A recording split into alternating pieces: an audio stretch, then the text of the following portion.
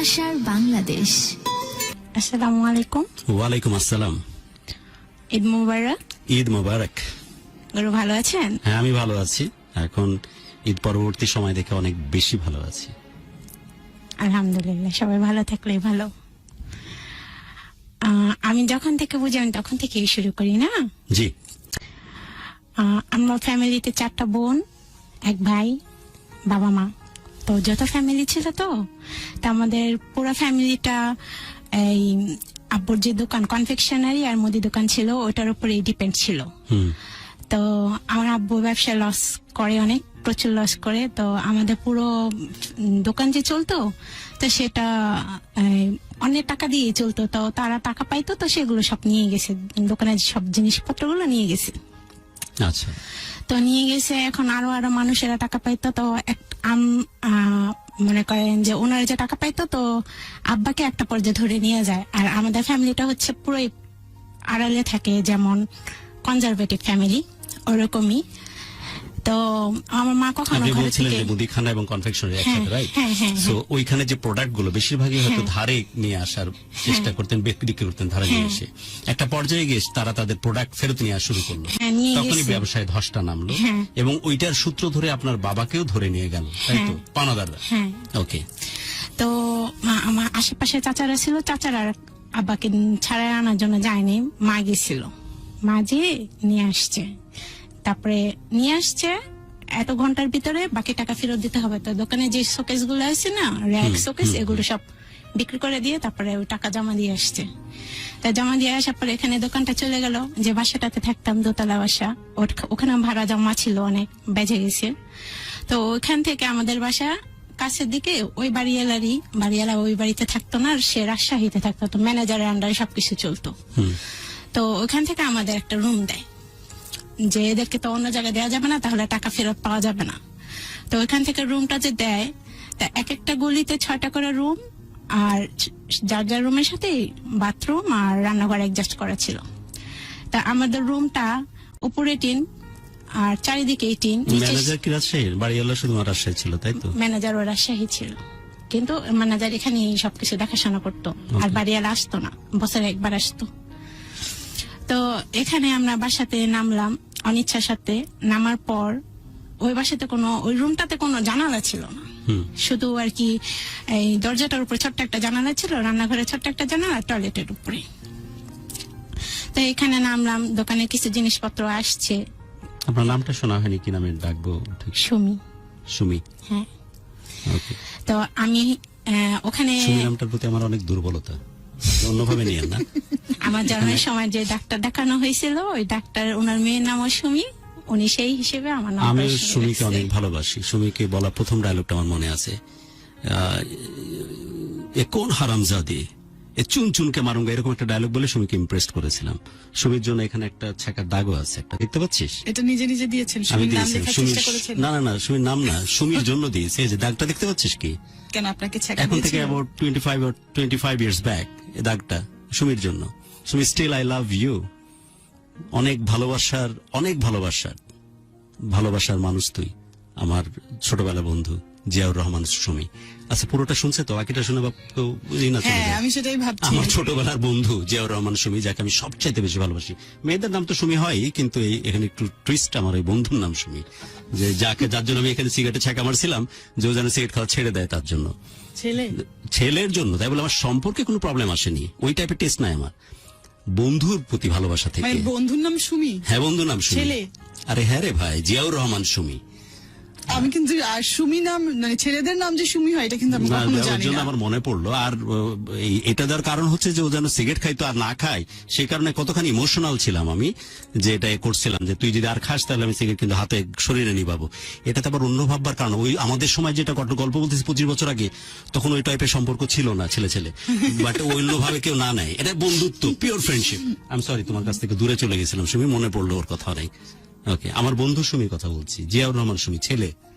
ওকে, তারপরে মনে করেন ওই বাসাটাতে ছিলাম। ওই বাসাটা এমন একটা প্লেস ছিল যে ওই পানি খাইতে যাবেন, পাশ দিয়ে কেঁচে উঠতেছে, রাত হইলে ওরা ওই অনেকগুলো জায়গাতে তেলাপোকা রাখছে বের হয়। যাতে করে তোমরা এখান এক থেকে হাতে চলে না সমান যাও। সমান ইঁদুর আছে, বুঝতেছি। সেগুলো বের করে অত্যাচার, মানে মুখে বলতেছে না কিন্তু এইভাবে ওরা টর্চার করতেছে। তো ওখান থেকে যেন আমরা চলে যাই, কিন্তু আমরা আশেপাশে ভাড়াও নিতে পারতেছিলাম না। মা এরকম করে বলছে যে একটু সাইডের রুমটা দিলে একটু হাওয়া বাতাস পাওয়া যেত, জানালা আছে, না দিবে না।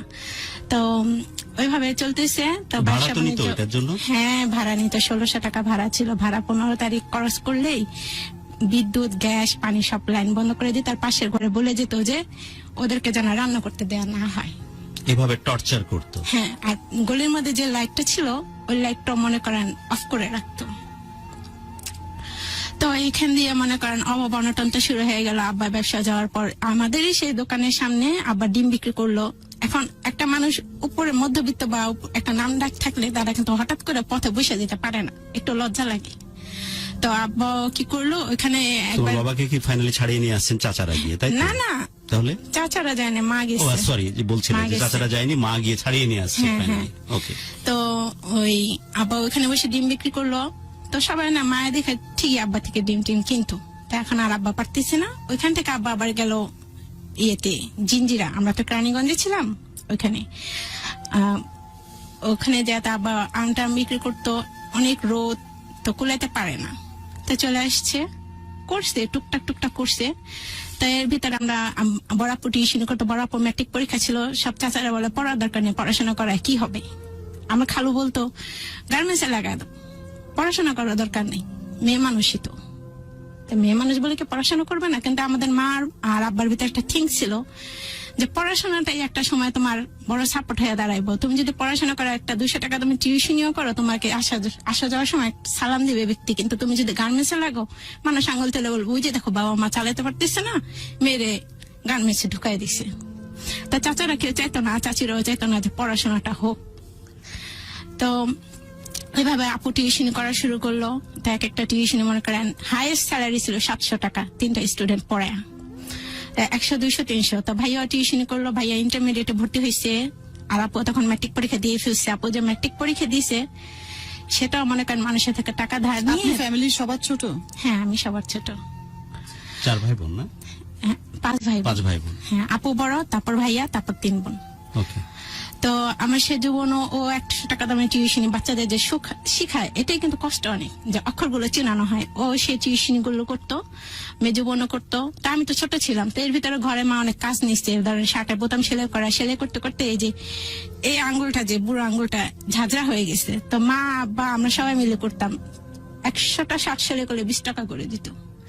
তা এগুলো করা হয়েছে, শার্ট সেলাই করা হয়েছে, প্যান্ট ছেঁড়া হয়েছে, প্যান্টে সুতা কাটা হয়েছে, প্যান্টে বোতাম সেলাই করা হয়েছে, শপিং ব্যাগ বানানো হয়েছে। সেই লোকটা আমাদের টাকা দেয় না আজও পর্যন্ত। 10,000 টাকা পাইতো। 100 শপিং ব্যাগটা তৈরি করলে 20 টাকা করে পাওয়া যেত। তো ওগুলো করা হয়েছে। সোয়েটারের কাজ, 3 পিসের কাজ, লেহেঙ্গার কাজ, যত রকমের কাজ আছে, বরকার কাজ, এগুলো করা হয়েছে। তো একটা সময় সবকিছু করতে করতে তো স্যালারি ওনাদের খালি ডিমান্ড কমতেছে, যে আগে যেরকম একটা বরকা পুরো সেলাই করলো ওনার সহকারে 60 টাকা করে দিত, এখন অনেক কম দেয়, 50 টাকা 10 টাকা কমে গেছে। তা আমাদের এখানে তো কারেন্ট মাঝে মাঝে কেটে দিত, আমরা ভাড়া দিতে পারতাম না, 10 দিন পর্যন্ত এরকম অবস্থা চলতো। তো সকল রকমের কাজ টাজ করে এখন আর হচ্ছে না, আমরা পারতেছি না। আর খাওয়া দাওয়া তো কষ্টই আছে। তো চাচির বাসায় যদি যাওয়া হইতো যে ভাত নিয়ে আসো, তো সে একটা বাটির ভিতরে ভাত দিত আর একটু তরকারি দিত। দাদি ছিল তখন, বলতো কি এভাবে ভাত না দিয়ে চাল দিয়ে দাও, সবাই মিলে খাইতে পারবো। না, চাল দিবে না তারা। কিছু যদি আনতে যেতাম যে একটু আলু অথবা পেঁয়াজ বা একটু অন্য কিছু দেন, যা যা দোকানে যা, এখানে আসছিস কেন? আরে যদি টাকা থাকে তাতে আমি দোকানে যেয়ে কিনতে পারি, তাহলে তার আপনার কাছে আমি আসি না। তো ওইভাবে চললো। তো বড় চাচারই বড় মেয়ের হাজবেন্ড আছে, ওনার দোকান আছে কাপড়ের, ওই দোকানে ভাইয়ারে মা রিকোয়েস্ট করে চাকরি নিয়ে দিল 2,000 টাকা। তো 1600 টাকা ঘর ভাড়া, মাঝখানে আরো 200 টাকা বেড়ে গেল, 1800 টাকা হয়ে গেল ঘর ভাড়া। এখানে 1800 টাকা ঘর ভাড়া দিলে কিভাবে খাওয়া দাওয়া কোথা থেকে আসে? ঘরের কাজ করে অত হয় না। তো ভাইয়া আবার মনে করেন জুরাইন থেকে, হ্যাঁ এখন তো ওখানে তো জুরাইনে কাজ করতো, জুরাইন থেকে এই সদরঘাট পর্যন্ত আসা যাওয়া করতে হাইটে। তো যে টাকাগুলো দিত গাড়ি ভাড়া 15 টাকা করে, সেগুলো ভাইয়া জমাইতো, সবটা জমায় সে ভাইয়া ওই টাকা দিয়েই মনে করেন, তখন তো 15 টাকা করে কেজি চাল ছিল, সবকিছুর দাম তখন কমই ছিল। 100 টাকা হলে মনে করেন 5 কেজি চাল, তেল, ডাল সবই কেনা যেত। তো এইভাবে সংসার চলতো, এইভাবে ভাইয়া ম্যানেজ করতো। তো ম্যানেজ করার পরে এভাবে চলতেছে। এখন যে প্রচুর পরিমাণে গরম, এই গরমে আমরা সহ্য করতে পারতেছি না, কারণ আশেপাশে যে মানুষগুলো ছিল তারা পেশা ছিল হকারি পেশা। তারা ঘরে জিনিস তৈরি করে এটা রাস্তায় রাস্তায় হেঁটে বিক্রি করতো। তো সারাদিন তাদের ঘরে চুলোগুলো জ্বলতো। তা এত গরম, আমরা সারাদিন ঘরে থাকতে পারি না, স্কুলে একটা থাকি। ঘরেই তো সবাই, হ্যাঁ, একটা ঘর। স্কুলে ভাই বোন বাবা মা সবাই একটা ঘরের মধ্যে। হ্যাঁ হ্যাঁ 7 জন, হ্যাঁ একটা রুম। হ্যাঁ, একটা এই- room। এই জীবন তো কখনো দেখা হয়নি, জ্ঞান হওয়ার পর থেকে তো কখনো দেখেন। না, দেখিনি। মধ্যবিত্ত পরিবার বলতে যেমন বুঝায় তেমনটাই ছিল। গরিব হলে না, ভিখারি হলে না, মানুষের কাছে চাইয়া খাওয়া যায়, কিন্তু যদি মধ্যবিত্ত হয় না, কারো কাছে বলা যায় না, হঠাৎ করে চাওয়া ওই যায় জায়গা না। থেকে যখন ব্যবসায়িক ভাবে লস করলেন, তারপর থেকে তোমাদের এই সিচুয়েশন, রাইট? তো একটা সময় মনে গেছে যে আমার সেজু চাচার দোকানে গেছে আনতে, চাল আনতে। ছোট চাচা ছিল, তো ছোট চাচা 2 কেজি চাল দিয়ে দিছে। আমার ভাইয়া দিয়ে আসতেছিল মাঝ রাস্তায়, সেজু চাচা দেখে ফেলছে, দেখে সে হাতে থেকে 2 কেজি চাল রেখে দিছে। তো সেটা আমরা পুরোই না খাওয়া ছিলাম, ঘরে চাল ছিল পুরো অল্প। পরিবার? হ্যাঁ। তো ওটা গেল। তা এখন বলি কি এগুলো ভুলে যা, এগুলো মনে আপনারা রেখে লাভ নেই। শুনতেছেন তো, যারা, যে কথাটা 2বার মনে হয় সমীর মুখ থেকে উচ্চারিত হলো, যারা অভাবে আছে, অভাবের সাথে কিছুটা অ্যাডজাস্ট করতেও পারে, এবং খুব বেশি অভাবে পড়লে তারা হয়তো কোন রকম দ্বিধা ছাড়া কারো কাছে চাইতে পারে।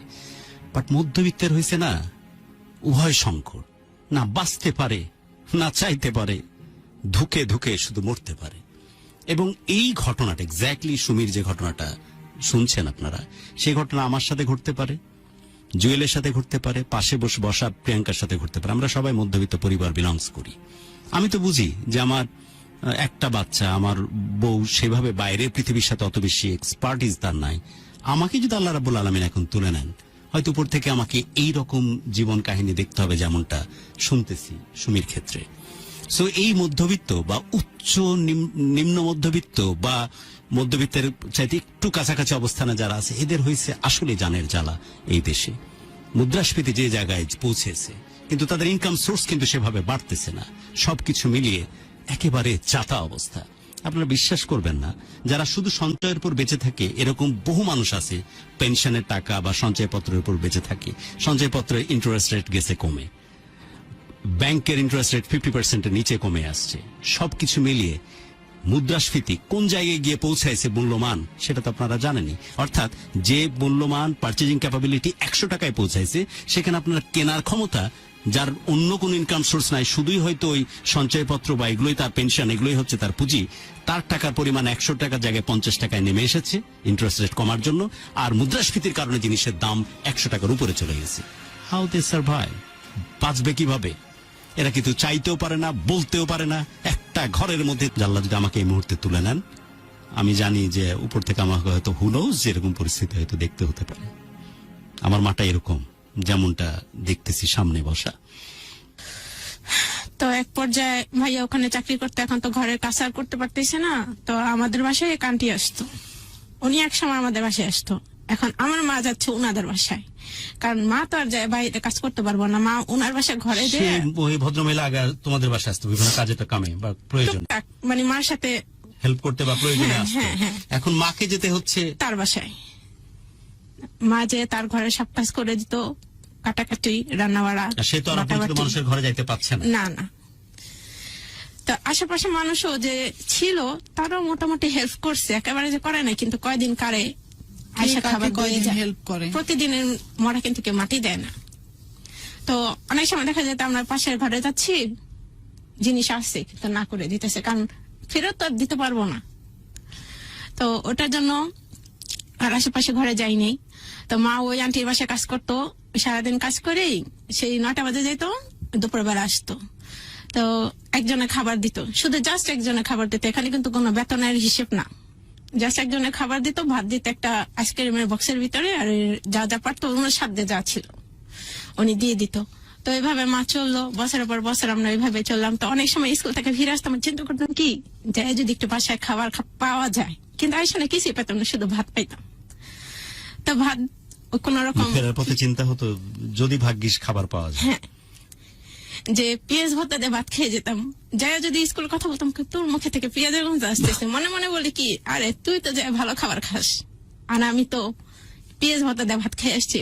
আর এই যে অভাবে যে পড়ছি, আমাদের বাবা মা কিন্তু ওটা দেয়নি, ওটা বলেনি যে কেউ খাবে আর তুমি যা দাঁড়া থাকবে, এটা হবে না। টিফিন পিরিয়ড আমি ক্লাসরুমে থাকতেমই না, কারণ অনেক মানুষ নেগেটিভ ভাবে কথা বলতে পারে। আমার বড় চাচাকে দিয়ে বলি, আমি যখন ঘরে ঢুকতেছি এই ছোট অবস্থায়, আমার চাচা সকালবেলা খেতে বসছে, আমি ঘরে ঢুকতেছি, আমার বলতেছে, এই ঘরে আসিস না, যা যা ঘরের থেকে বের হ, খাইতে বসছি, পেট ব্যথা করবো, ডিরেক্টলি বলছিস। আমি শুনে তবদা খেয়ে গেছি যে আমি কি তার খাবারের দিকে নজর দিতে গেছি, তা চলে আসছি। আমি আমার দুইটা ছোট চাচা বোন, সেজু চাচার, ওদেরকে আমি পালছি। তো ওদেরকে যে আমি পালছি, ওদের আমি ভাত খাওয়াইতাম, ওদের সকালে ব্রাশ করা থেকে শুরু করে আমি মোটামুটি সবকিছু করতাম, স্কুলে দিয়ে আসতাম, নিয়ে আসতাম। তা ফাঁকে ওনারা ওই যে একটা থিং ছিল যে ওরা যাতে পড়াশোনা করতে না পারে, আমার কিন্তু মারছে, অনেক পিটাইছে যে চাচাদের বাসায় যাতে না যায়। কিন্তু একটা না, মানুষ যেরকম মানুষের সাথে একটা রিলেশন হয় না, একটা টান থাকে দেখার জন্য, যেমন চোখটা জ্বালা পড়া করে, আমার এই চাস্ত বোনকে দেখার জন্য না খুব মনটা ছটপট করতো, না দেখো মনে কি জানি সারাদিনে দেখিনি। তো যাইতেই হইতো, যাইতাম। তা ওই ফাঁকে ওনারা আমাকে ব্যবহার করতো।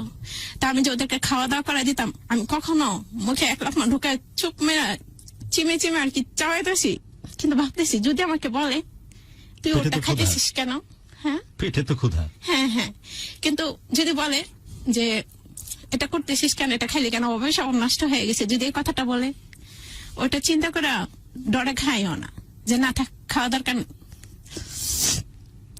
তো ওদেরকে খাওয়াইতাম। কখনো চাচি বলেনি যে নি একটু ওরে খাওয়া, একটু তুই খা, এটা কখনো বলেনি। তো আমার যে ছোট চাচটা বোনটা ছোঁয়া, ওরে আমি খাওয়া দাওয়া করাইতাম। শ্রাবণীর সময় আমার ওই একটা চাচতো বোন একটু মানসিক প্রতিবন্ধী, ও আমার হাতেই বড় হয়েছে। আমি ছোট, কিন্তু আমি ওদেরকে, আমার একটা অ্যাট্রাকশন ছিল অন্যরকম। তো ও আবার চিতই পিঠাটা খাইতো, রাস্তায় যে বিক্রি করে। তো আমার চাচা ওই কিনতে দিত 2 টাকা করে 2টা চিতই পিঠা। ওরা আমি উপরে সাদা অংশটুকু খাওয়াইতাম, নিচে যেই পুড়ে যেত না অংশগুলো, তলাটা চিতই পিঠার, আমি কিন্তু সেটা খেতাম। যা পারতাম তাই খেতাম, কাঁচা চাউলও খেতাম। যে পেটে তো ক্ষুধা। আমার তো মানে আমাদের বংশের কেউ বলতে পারবো না যে ওদের হাতে কোনো কিছু চুরি হয়েছে বা খাবার কমতি গেছে বা খাবার এদিক সেদিক হয়েছে। টাকা পয়সা তো দূরের কথা, এটাকে অপবাদ দিতে পারবো না, কারণ অভাবে যখন পড়ছি তখন বাবা মা বলে দিচ্ছে যে অভাবে কিন্তু স্বভাব নষ্ট হয়, এমন কোনো কিছু করে না যাতে আমাদেরকে বলে যে পোলাপাইন ভালো মতো মানুষ করতে পারে নাই, শিক্ষাটা দিতে পারে নাই, মানুষের ঘরে থেকে খাবার খায় বা মানুষের ঘরে থেকে টাকাটা এদিক সেদিক হয়, এটা যেন বলতে না পারে। কারণ এমনি তো চাচাদের অ্যাট্রাকশন ছিল যে ওরা যাতে পড়াশোনা করতে না পারে। তো ওভাবে গেল এই চাচা আমি বোনগুলোকে। কথা বলার সময় যেটাই করছি, আমি অফিয়ারে যখন প্রোগ্রামে ঢুকতেছিলাম তখন আমার প্রডিউসারের কাছে শুনলাম যে তোমার চোখের সমস্যা আছে। আমার কাছে মনে হচ্ছে যে তুমি হয়তো আলতো বা আধো ভাবে দেখতে চাও। আসলে সিচুয়েশনটা কোন পর্যায়ে এবং কেনই বা এই সিচুয়েশন তৈরি হলো, এটা যদি একটু আমাকে বলো। কারণ তোমার কথা বলার সময় যে অ্যাটিটিউড দেখতেছি, তাতে আমার কাছে মনে হচ্ছে যে তুমি মনে হয় একেবারেই কিছু দেখতে পাও না, এরকম মনে হচ্ছে। কিন্তু আমি আশা করে ঢুকেছিলাম মনে হয় যে চোখের সমস্যা আছে, তুমি দেখতে পাও, কম দেখো।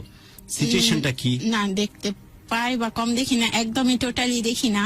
তার মানে আমাকে কাউকে কোনোভাবে কিছুই দেখতে না, পাচ্ছ না তুমি? চেহারা দেখা যায় না, জাস্ট একটা মানুষ গেলে একটা শ্যাডোর মতো বোঝা যায় যে হ্যাঁ কিছু একটা অর্থাৎ যাচ্ছে। আমি যদি হেঁটে যাই তার মানে তো মনে হচ্ছে একটা ছায়া সামনে দিয়ে গেল। হ্যাঁ, হ্যাঁ, কে গেল কি গেল কিছুই দেখো না?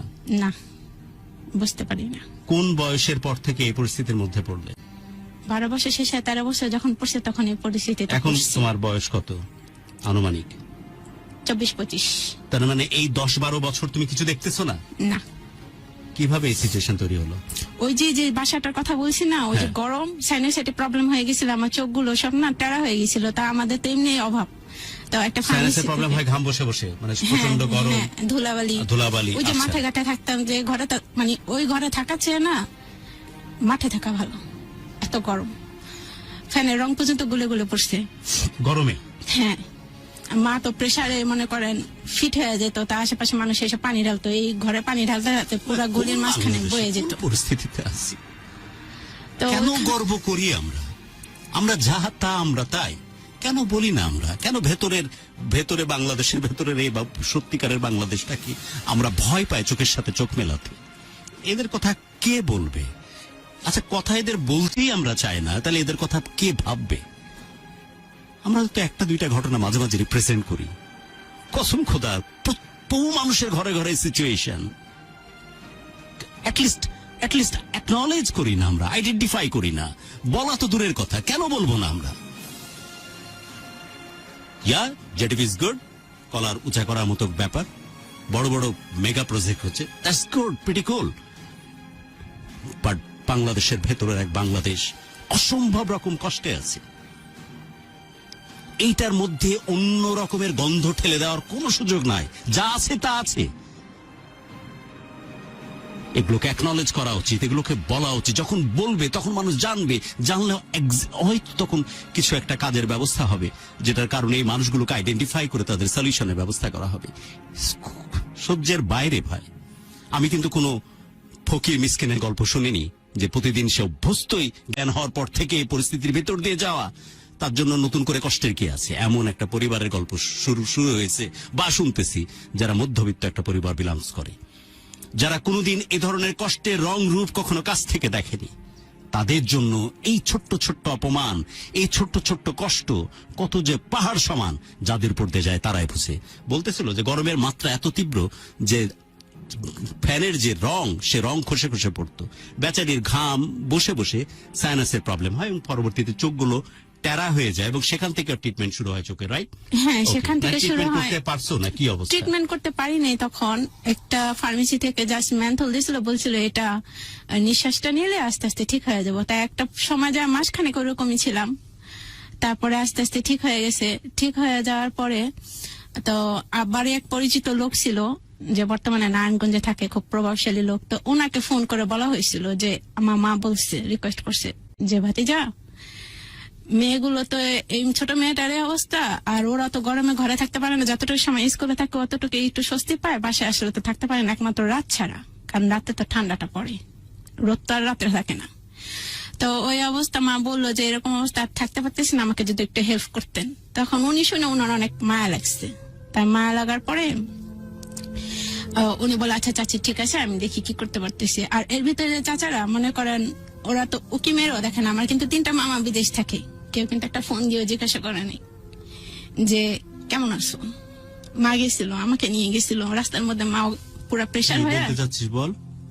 ছটপটানি লাগতেছে, অস্থির লাগতেছে শুনে তো অস্থির প্রথম থেকেই ফিল হচ্ছে। তো মনে করেন আমি ছোট, মা তো প্রেশারে, মুক্তারপুর তখন ব্রিজটা হয় নাই, ফেরি ছিল, ফেরির মধ্যে বাসে থেকে প্রত্যেকটা মানুষ চলে গেছে, আমি ছোট।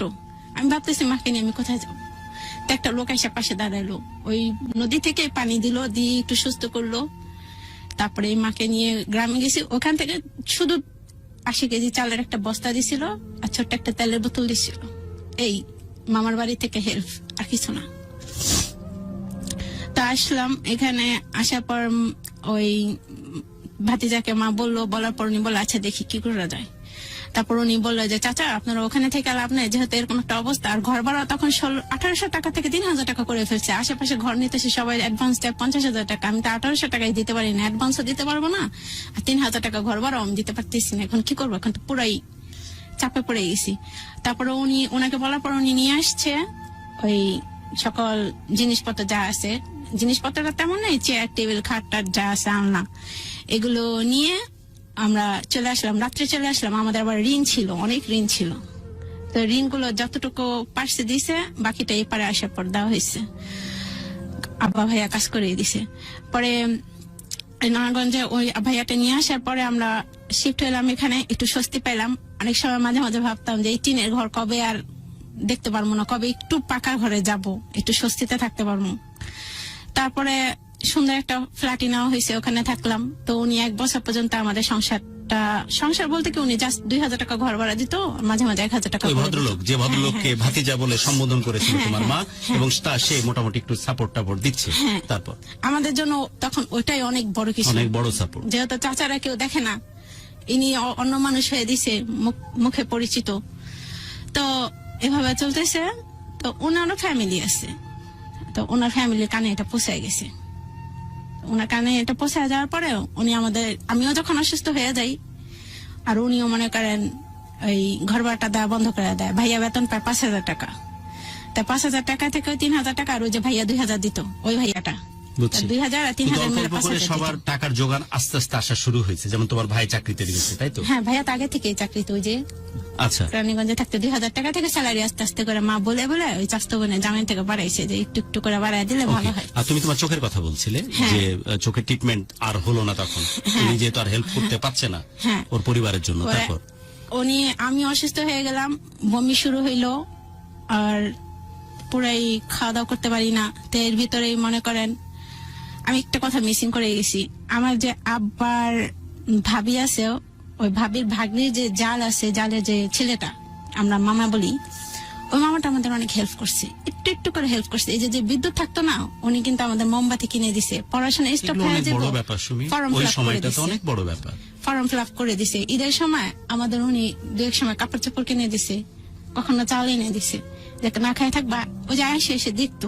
তো ওই মামাটার কথা বলে শেষ করা যাবো না। তা আমি যখন অসুস্থ হয়েছি, মামা তো দেখছে, আসছে, আয়সা কিছু করার নাই, কি ধরে কি করবো, উনি আর ওনার খালাতো ভাই এসে 6000 টাকা দিয়ে গেছে, দিয়ে বলছে যে দাদা ওরে নিয়ে হাসপাতালে যা দেখে আসেন।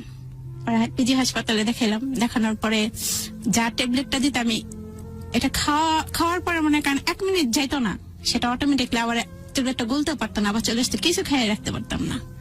তা আস্তে আস্তে আরো দুর্বল হয়ে গেলাম, সাইনাস একটি সমস্যা ছিল, যে বিধায় সমানে বমি হচ্ছে সাথে। হ্যাঁ হ্যাঁ, আমি যে ঘুমায়ও থাকতাম না, এত পরিমাণে বমি হইতো যে মশারি যে টাঙানো থাকতো সেই মশারি পর্যন্ত লাগর পেয়ে যেত। তো ওই আমরা একটা সিটি স্ক্যান করলাম, 6000 টাকা দিছে, 6000 টাকাই শেষ, এখন আর কিছু করার নেই, দৌড়ায় যে কিছু করব, কিছু করতে পারতেছি না। তো এখানে পিজি হাসপাতালে ডাক্তার দেখালাম, দেখানোর পরে বলতেছে যে ব্রেন টিউমার হইতে পারে। অনেক চোখের হাসপাতালে দেখাইছি, তো সবাই বলতেছে যে টিউমার। তো ভাইয়া যেখানে চাকরি করে ওই বোনের জামাই থেকে লোন নিল 3500 টাকা। আমি উনি- একটু ছোট্ট করে অনুমতি নিচ্ছি, আমি আমার ভিউয়ার্সদের কাছে একটু অনুরোধ করতেছি যে হ্যাঁ, ঈদ পরবর্তী সময় সবাই হয়তো আমাদের মতো করে আমরা ভালো আছি, গল্প তো অলরেডি শুনছই তোমরা। আমি একটু অনুরোধ করতেছি যে বেশি বেশি করে এই পোস্টটা শেয়ার করো। আমি চাই যে বহু মানুষ এই ঘটনার সাক্ষী হোক। একটা মধ্যবিত্ত পরিবার, তোমরা নিজেরাও কিন্তু রিলেট করতে পারো নিজের সাথে, অথবা নিজের আত্মীয় স্বজনের সাথে দেখলেই রিলেট করতে পারো, যে এদের আসলে যাওয়ার কোনো জায়গা থাকে না, কাউকে বলতে পারে না, হাত পাততে পারে না, নিজের নিঃশ্বাস আর নিজের দীর্ঘ নিঃশ্বাস নিজেকে আস্তে আস্তে শেষ করে দেয় ওই ঘরের চৌহদ্দির মধ্যে। তাই এই মানুষগুলোকে যদি কোনোভাবে এদের পাশে দাঁড়ানো যায়, যদি এদের একটা মানুষের জীবন অন্তত একটা পরিবর্তন নিয়ে আসা যায়, ইটস এ ম্যাজিক, জীবনের সত্যিকারের তৃপ্তি এখানে। তাই অনুরোধ করতেছি যে বেশি বেশি করে আমাদের এই কথাগুলো সবার কাছে শেয়ার করে দাও।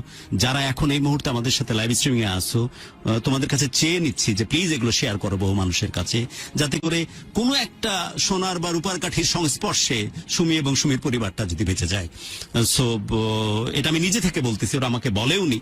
সো প্লিজ শেয়ার করো। হয়তো আমার ক্ষমতা নাই, তোমার ক্ষমতা নাই, বাট তোমার আমার যেমন বলার ক্ষমতা আছে, তোমার শেয়ার করার ক্ষমতা আছে, আরেকজনের হয়তো করবার ক্ষমতা আছে। এই তিনটার সমন্বয়ে একটা ম্যাজিক ঘটতে পারে। আর যদি ম্যাজিকটা ঘটে যায়, কখনো যদি শুনি যে সুমির পরিবার শহর আবার ঘুরে দাঁড়িয়েছে, এটার যে শান্তি, এ শান্তি অপার্থিব, যেমন পৃথিবীতে তেমন পরপারে। প্লিজ আমি চেয়ে নিচ্ছি, বেশি বেশি করে শেয়ার করো, কমেন্ট করে আমাদের সাথে কানেক্টেড থাকো এবং বহু মানুষের কাছে পৌঁছে দাও এই এই এই এই কষ্টের বার্তা। হ্যাঁ সুমি, তারপরে অসুস্থ হইলাম, সিটি স্ক্যান করলাম, ভাইয়া লোন নিল, লোন নেওয়ার পরে ওটা আস্তে আস্তে তার বেতন থেকে প্রত্যেক মাসে মাসে 500 করে কাটা হইতো। এখন তার কিছু করার না, এখন আর চিকিৎসা করতে পারতেছি না, আমিও ঘরের ভিতরেই বমি করতেছি 3.5 মাস। আমি পুরো বিছানা থেকে উঠতে পারি নাই, গোসলও করতে পারি নাই, সবকিছু মা ধরে ধরে করতেছে, অল টাইমই বমি, খাইতে পারি নাই কিন্তু বমি হচ্ছে দিব্যি। তো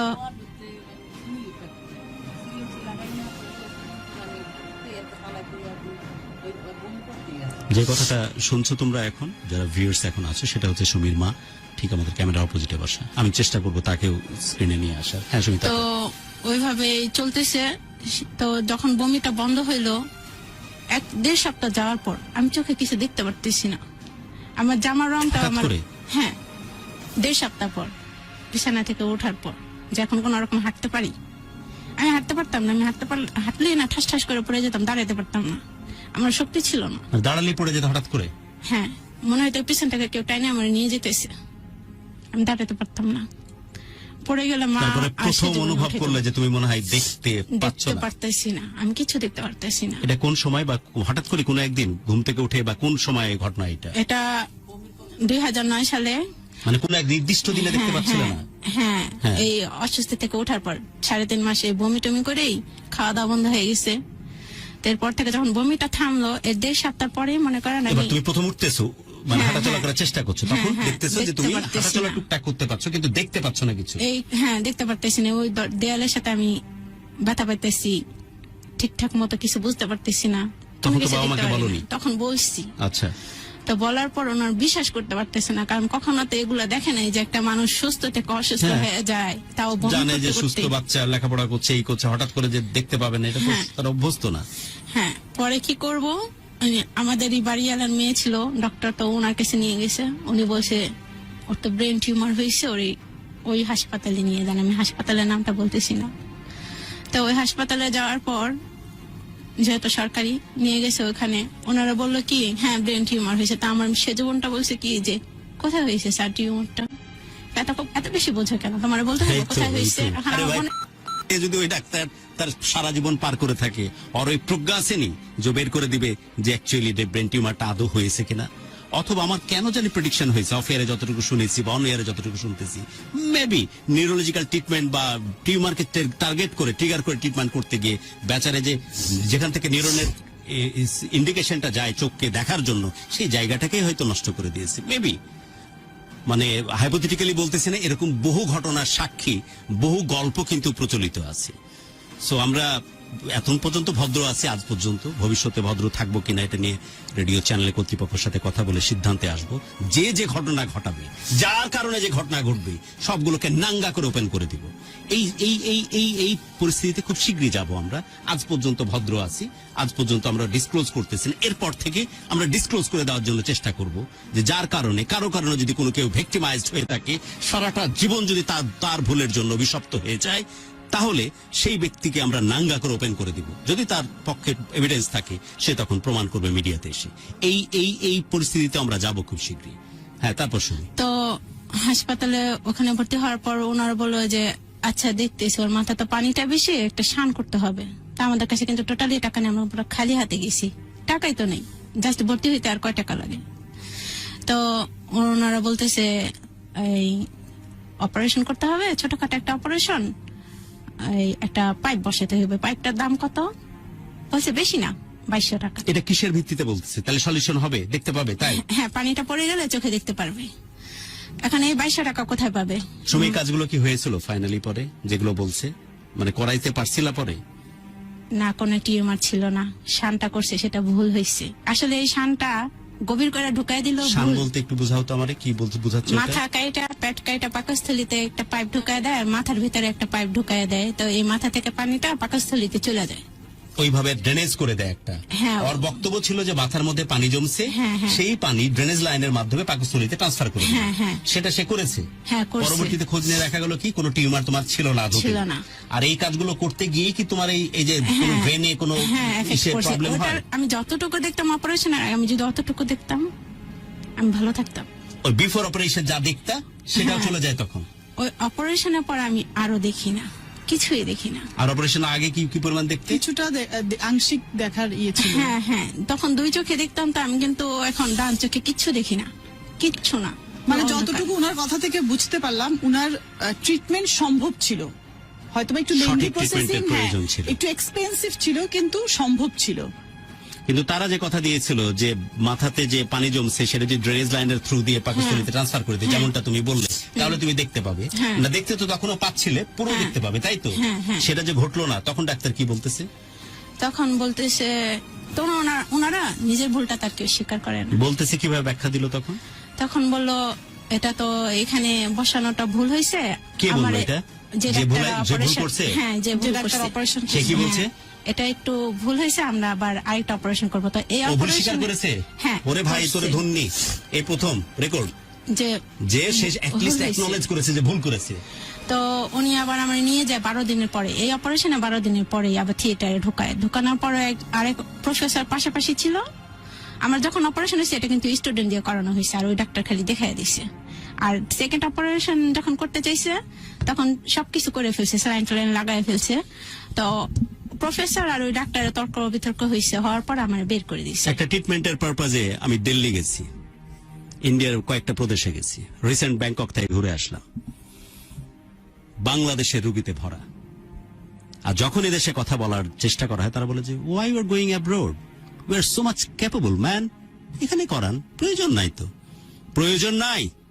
এই যে 10 ইঞ্চি পেট কাটা, এই যে 10 ইঞ্চি পেট কাটা, একটা মাইনর অপারেশন অ্যাপেন্ডিক্সের ক্ষেত্রে বলা হয় যে যখন তুমি অপারেট করবে, যখন তুমি ব্যথা অনুভব করবে, সাথে সাথে অপারেট করে অ্যাপেন্ডিক্সটাকে ফেলে দেওয়া হবে। আমার ব্যথা উঠে ভোর রাত 4টার সময় সাথে সাথে আমি হসপিটালে ভর্তি হই, এখনো নাম বলতেছি না। যারা 2 নম্বরই করে লেখাপড়া করে এসব প্রফেশনে যুক্ত আছে সাবধান হয়ে যায়, এখনো নাম বলতেছি না, ভবিষ্যতে থেকে সব বলে দিব। এই যে প্রমাণ, আমি এতে 8 ইঞ্চি পেট কাটা, পুরো অ্যাবডোমিনাল পার্ট কাটা, কষায়ের মতো আমার পেটটাকে কেটে নাড়ি ভুড়িগুলোকে আর এক জায়গায় রেখে গোটা পরিষ্কার করে আমার অ্যাপেন্ডিক্স যখন ব্যথা উঠে সাথে সাথে আমাকে ভর্তি করে হসপিটালে। 15 মিনিটের মধ্যে হসপিটালে ভর্তি হয়, ভোর রাতে, যেহেতু কোনো ট্রাফিক জ্যামও ছিল না। আমাকে অপারেট না করে বলে আমি প্রিজারভেটিভ ট্রিটমেন্ট দিয়ে এটাকে ম্যানেজ করে ফেলতেছি, you shouldn't worry about it, যে আমাকে ছেড়ে দেয়। কিন্তু নিয়ম হচ্ছে এখন তো অনেক ওয়েস্টার্ন ওয়ার্ল্ডে অ্যাপেন্ডিক্স তো জন্ম হওয়ার সময় কেটে বাদ দিয়ে দেয়। সো ওই একটা মাইনর অপারেশনের প্রয়োজন ছিল, জাস্ট কেটে দিলে বাদ দিলে আমি বেঁচে যাই। সেই জায়গাতে আমাকে এতটুকু কাটা, সেই জায়গাতে আমাকে ছেড়ে দিল। আমি ব্যাক চলে গেলাম আমার দেশের বাসায়। পরের দিন এটা ব্লাস্ট করলো। ব্লাস্ট করার পর আমার বড় ভাই, হি ইজ এন অফিসিয়াল, সশস্ত্র বাহিনীতে আছেন, তো সেখানকার দায়িত্ব আছে, হেডও আছে, তিনি একজন অফিসিয়াল। তাদের কনভারসেশন শুনছি, it's a very critical case, আপনি তাড়াতাড়ি ঢাকা নিয়ে যান, ওর সার্ভাইভ করা দুশ্চিন্তার ব্যাপার, বাঁচাটা। কি অবস্থাটা আমার! প্লেন তখন ফ্লাই করতে পারছে না, হেলিকপ্টার, বিকজ সন্ধ্যার পরে, তাই আমাকে ট্রেনে করে আসতে হলো। এই 6 ঘন্টায় যে আমি 6000 বার মরেছি, যে আমি মনে হয় বাঁচবো না। শুধু বাচ্চার চেহারাটা ভাসতেছে, বন্ধু বান্ধব আসছে বলে আমার বাচ্চাটা দেশ। তারপরে ওই একই লোকের কাছে অপারেশন হলো, এই যে পুরো অ্যাবডোমেন কেটে আমাকে অপারেট করলো। দিয়ে বলতেছে the operation is successful, you are really really lucky যে আপনি আমার কাছে এসেছেন। ইউ নো, পিপল আমাকে বলে the father of surgeon, father of. তোর কাছে আমি প্রথম দিনও গেছিলাম, এখনো নাম বলতেছি না। I have the all or short of evidence. আমি চাইলে কোর্টে সু করে কোটি কোটি টাকার নামের ক্ষতিপূরণের মামলা আমি ঠেলে দিতে পারি। আমি মেনে নিয়েছি, আল্লাহ রাব্বুল আলামিন তুমি আমার এটা সাদকা হিসাবে নিয়ে নাও, এটার বদলতে আমাকে ভালো পথে চলার তৌফিক দান করো। এই যে ঘটনাটা বলতেছে, সেখানেও ডাক্তার কিন্তু অ্যাকনলেজ করেছে যে হ্যাঁ আমার এটা ভুল ছিল, আমি সঠিকভাবে অপারেশন করছি আবার বলে আবার অপারেশনটা করলো, রাইট। তো এই সব ডক্টরদের কথা বলছি না, যারা স্পেসিফিক, আমি স্পেসিফিক বলছি, আমি ঢালাও ভাবে বলছি না, যারা 2 নম্বরই করে লেখাপড়া শিখেছো ভাই, হ্যাঁ, কোন রকমের প্রজ্ঞা নাই, এক্সপিরিয়েন্স নাই, এক্সপোজার নাই, কারেন্ট পৃথিবীতে কি চলতেছে সেসব ব্যাপারে বেখবর, কিন্তু এই যে যাচ্ছে তাই এরকমের ট্রিটমেন্ট করতেছে, আর তার কনসিকুয়েন্স ভোগ করতেছে দিনের পর দিন কোন রুগী, যেমন সুমি, যেমন আমি। ভবিষ্যতে কিন্তু সব ওপেন করে দেব, ঢালাও ভাবে বলতেছি না। আমাদের অনেক গুড ডক্টরস আছে, যেটা কিনা আমরা প্রাউড ফিল করতে পারি। I am talking about those doctors যারা কোনোভাবেই ডক্টরের মধ্যে পড়ে না, যাদেরকে টিপিক্যালি সবাই কষায় বলে ডাকে। ওকে সুমি, তারপর তো ওই থিয়েটারে থেকে আমার বের করে দিচ্ছে, চলে আসছি 3 বললো মাস যে পর। এবার ওটা ভুল ছিল, এবার ঠিক করে দিলাম। হ্যাঁ, কিন্তু Okay. না করে দেন, করেনি, করতে পারেনি, কারণ ও পারেইনি, না, না, ও প্রফেসরের প্রফেসরের মধ্যে সাথে আর- তর্ক লাগছে। তর্ক লেগে গেছে, তুই টের পাচ্ছ ওখানে? হ্যাঁ, আরে, আমার জাস্ট স্যালাইন লাগাইছে, অজ্ঞান করে ইনজেকশন অজ্ঞান করেনি? না। তো তর্ক লেগে আমরা বের করে দিছে যে এই মেয়েটা 12 দিন হয়েছে অপারেশন করছে, কারো অপারেশনে মৃত্যু হয়, কেউ বেঁচে যায়, তো ওরে পরে নিয়ে আসো। 12 দিন হয়েছে অপারেশন করছে, সেই অপারেশনটা ভুল ছিল, ওই ঠিক করার জন্য 12 দিন পর আবার অপারেশনে নিয়ে হ্যাঁ, গেছে। হ্যাঁ। তখন তর্ক লাগছে যে এই অবস্থাতে অপারেশন করলে তাকে ফেরানো মুশকিল হতে পারে। হ্যাঁ। এই তো হ্যাঁ, তো ওখান থেকে চলে আসছি, Experiment, হ্যাঁ? বেডে চলে আসার পরে গিনিপিগ এক্সপেরিমেন্ট। এক মাস 2 দিন ছিলাম ওইখানে হাসপাতালে। থাকার পরে তো ডাক্তার বলছে যে 3 মাস এখানে থাকেন, টিউমারটা যেহেতু আছে এটাকে কাইটা আমরা ফেলে দেবো। তো আমার আপু যে বলছিল, বলে না যে কোথায় টিউমারটা হয়েছে, তারা বলবে না। আচ্ছা ঠিক আছে, তা আমরা এখানে থাকবো না, চলে যাব। এন্ড রেজাল্টটা কি সুমি? তারপর কি হলো? ফাইনালি কি দাঁড়ালো ব্যাপারটা? টিউমার ছিলই না, না? না, টিউমার ছিল এটা না। কিভাবে জানতে পারলে?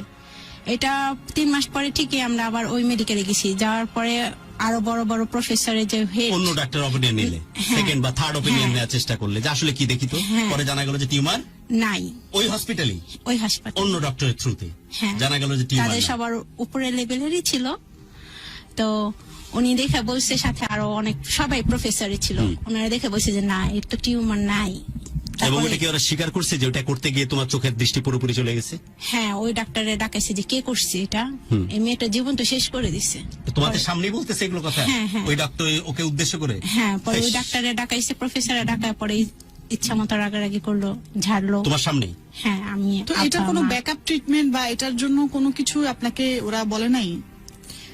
নাকি বলছে যার করার কিছু নাই? না না, বলছে যে এটা আবার এই শানটাই করতে হবে পানিটা ফেলার জন্য, আর চোখ আস্তে আস্তে ঠিক হয়ে যাবে বলছে। তা আমাদের তখন আর টাকা ছিল না, আমরা আর দিতে পারি বাট ওই উদ্যোগটা নিচ্ছে না যে তোর ভুলের কারণে যেহেতু এই ঘটনাটা ঘটলো, হ্যাঁ। সো তোরা পেনাল্টি দে, নিজের তাগিদে হসপিটালে খরচ এটা করে দে, হ্যাঁ। সেটার উদ্যোগ নিচ্ছে না? সেটা উদ্যোগ ওনারা নেয় নেই। আপনারা কি থেকেই- বলেন নাই যে আমাদেরকে, আপনারা যেহেতু এই ক্ষতিটা করলেন, এটা আপনাদের এখান থেকে ফান্ডিং করে আমাদেরকে করে দেন? না, এটা আমরা বলি না, কারণ আমাদের ফ্যামিলিতে আমি বলার লোক অসুস্থ, তো লাগবে রে ভাই, এ দেশে থেকে অল্প হঠাৎ উচ্চারণ, করে আমি যে অসুস্থ মাঝে মাঝে হয়ে গেলে চেঁচাই, তখন আর এমনি মাথায় কারণে চেঁচাই, টেনশনটা হালকা আসে না। কথা কি এখানে কথা বলে উল্টা আরো ঝাড়ি অল্প মারে। আওয়াজের কথা কি বেশি মানুষের বলছো কান তুমি, পর্যন্ত পৌঁছায়নি? ঝাড়ি মারে। ওকে, আন্ডারস্ট্যান্ড। তার মানে দাঁড়ালো প্রথম যে ট্রিটমেন্টটা করেছিল সেটা ভুল ছিল। হ্যাঁ। ওই ট্রিটমেন্ট ঠিক করতে গিয়ে আবার যে হসপিটালে মেডিকেলে নিয়ে গেছিল 12 দিনের তো- মাথায়, হ্যাঁ, সেখানে তো- আরেক প্রফেসর কোন রকম তোমাকে বাঁচাই দিয়েছে। সেই লোকটারে বললো যে তোমার ভুল শুধরাতে গিয়ে আরেকবার যে করতেছে, মেয়েটাকে তো বাঁচানোই যাবে না। হ্যাঁ, বাঁচানো পরবর্তীতে যাবে না। 3 মাস পর সেম হসপিটালে যখন গেলে, তখন যখন রিপোর্ট গুলো নিয়ে গেলে, তখন বললো যে ওটা টিউমার কিচ্ছু না, কিছু নাই। ওই শুধু অপারেশনটাই পানি। ভুল ছিল। হ্যাঁ, অপারেশনটাই এবং তাকে ভুল বকাঝকা করছে তোমাদের সামনে। হ্যাঁ, তোমরা হ্যাঁ। জানো এই জিনিসটা। এই শানটা করার কারণে চোখের যে ফোকাস দেয় রগগুলো ওগুলো শুকায় গেছে বা ওগুলো শুকায় গেছে, Okay, okay. প্রেসার পড়ছে। তো এভাবে চলছে। এবং তার ভুলের মাসুল দিচ্ছ তুমি গত হ্যাঁ। 12 বছর, চোখে আর হ্যাঁ। কিছুই দেখতে দেখতে পাও পারতেছি না। না। বুঝছেন তো যারা আছেন, তো- বা যারা আছো আমাদের ভিউয়ার্স? সেই অপারেশনই কিন্তু আমি আবার 12 বছর পরে যে 21 সালে জানুয়ারিতে করলাম, আমার বাম পাশে সেই শানই করছি। পরে তো এটা সাকসেস হয়েছে, এটা এখন? দিয়ে পানি পড়তেছে, বলছে পানি পড়তেছে। এই পানিটা এত গাঢ় যে সারাদিনে পড়তেও পারে, নাও পড়তে পারে, 1 ফোঁটাও পড়তে পারে, 5 ফোঁটাও এখন কি পড়তে পারে। অবস্থা? এখন ব্যথাটা কমছে। ওকে, গত বছর আমি আবার মানে বিছানা প্রোগ্রেস কি কি অপারেশনের পর? ব্যথা কমছে আর হ্যাঁ, ব্যথা কমছে। দেখতে আর তো কিছু পাচ্ছ না? না, দেখতে পারতেছি না। তো ব্যথা কমছে। গত বছর আমি বিছানা আবার পড়ে গেছি, আমি ডান কাত বাম কাত কোনো কাত হয়ে ঘুমাতে পারতেছি না, আমার পুরো জ্বালা পড়া উঠে গেছে গা মাথার মধ্যে। যে প্রিয়াঙ্কা, আমার একটা কিভাবে প্রশ্ন আমি আমার ঘুমাবো? ভিউয়ার্সদের কাছে, প্রোডিউসার তো তোমার কাছে প্রশ্ন, যে ভুল একটা করলো, ধরলাম সে এঞ্জেল না, একটা ভুল করে ফেললো, ওটার মাসুল দেওয়াটা তো নিজে থেকেই দিতে পারতো। ওর প্রয়োজনীয় যা ট্রিটমেন্ট লাগুক বা যা লাগুক, সেটা তো তার তো সক্ষমতা আছে ডক্টরে, সে নিজে করুক বা এক্সপার্টকে দিয়ে করাক, সেভাবে তো গাইড করে ওই পাপ থেকে মুক্তি পেতে পারতো। এই ভদ্রলোক যদি জানে যে তার ভুলের মাসুল দিচ্ছে একটা 12 বছরের একটা কম বয়সে একটা মেয়ে, আজ 22-23 চলে তার এজ, 10 বছর 12 বছর, চোখে দেখে না, কেমনে সে নিশ্চিন্তে ঘুমাতে পারে? কেমনে তার সন্তানের দিকে চোখ মেলাতে পারে? কেমনে তার প্রিয়তমা স্ত্রীকে জানু বলে জড়িয়ে ধরতে পারে? এই অপরাধ বোধ কি তাকে শেষ করে দেয় না? মানলাম যে মানুষ, সেটা এঞ্জেল না, ভুল হয়েছে, সে স্বীকারও করেছে এবং হসপিটাল কর্তৃপক্ষ সেটা অ্যাকনলেজ করেছে। হসপিটাল কর্তৃপক্ষ কেন উদ্যোগ গ্রহণ করলো না? যদি তারা বলতো যে ঠিক আছে তুমি যে আমাদের ভর্তি হও, কারণে ভুলটা আমাদের- হয়েছে, হ্যাঁ, আমরা আমরাই এটা তোমার সামাল দেওয়ার দায়িত্ব চেষ্টা করতেছি। নিতেছি, তাহলে আমি ওখানে থেকে যেতাম। কারণ এটা আমাদের ভিতরে তো কন্ট্রোলের ভয় ছিল, বাইরে, টাকা এগুলো ছিল আসলে না, আমি সহ্য সেকেন্ড করার মতো। অপারেশনটা কোথা থেকে করাবো? ওকে, এখন আর কিছু দেখতে পারো না, এই হচ্ছে না, কিছু সিচুয়েশন। দেখতে পারি না। পরিবারে কি অবস্থা শুনি এখন? আপুরা টিউশন করতেছে, মা, আমি, আব্বা বয়স হয়ে গেছে 65+, আব্বা অনেক শুকায় গেছে। আমরা যে বিষয়টার মধ্যে ছিলাম, যে ছোট্ট করে যদি রিক্যাপ করি, যে একটা মধ্যবিত্ত পরিবার হঠাৎ করে তারা একেবারে রিক্ত হস্তে চলে আসে, তাদের পাওনাদাররা তাদের জিনিসপত্র সব নিয়ে যায়। একটা মাত্র ছোট্ট একটা কুঠুরির মতো একটা ঘরের মধ্যে সবাই মিলে থাকতে হয়, 5 ভাই বোন, বাবা মা।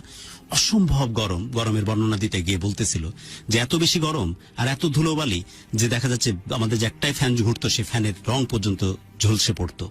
বেচারার এই জায়গা থেকে সাইনাসের প্রবলেম শুরু হয় এবং সাইনাসের প্রবলেমের ট্রিটমেন্ট শুরু হয় ফার্মেসি থেকে, দেন একটা হসপিটালে যায়। তাদের এই অভাবের সময় বহু কষ্ট করে, অভাবের বর্ণনা শুনেছেন, ক্ষুধার তীব্রতায়, যখন দিনের পর দিন খাবারের ব্যবস্থা হতো না, কাঁচা চাল চাবিয়ে তারা কোনোভাবে তাদের পেটের ক্ষুধা মেটানোর চেষ্টা করত।